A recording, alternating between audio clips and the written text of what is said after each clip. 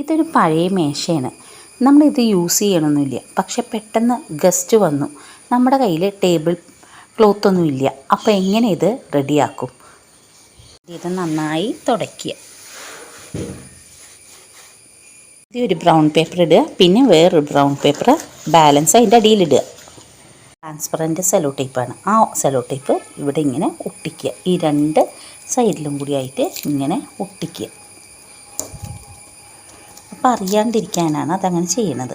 ഇപ്പോൾ നോക്കൂ, എന്തൊരു ഭംഗിയാണ് നമ്മുടെ ആ ടേബിളിന്. ആ രണ്ട് പേപ്പറും ഒന്നും കൂടി ഗമ്മ തേച്ച് ഫിക്സ് ചെയ്യുക. എന്നിട്ട് സെൻറ്ററിൽ കൂടി എന്തെങ്കിലും ഒരു ചിത്രം വരയ്ക്കുക.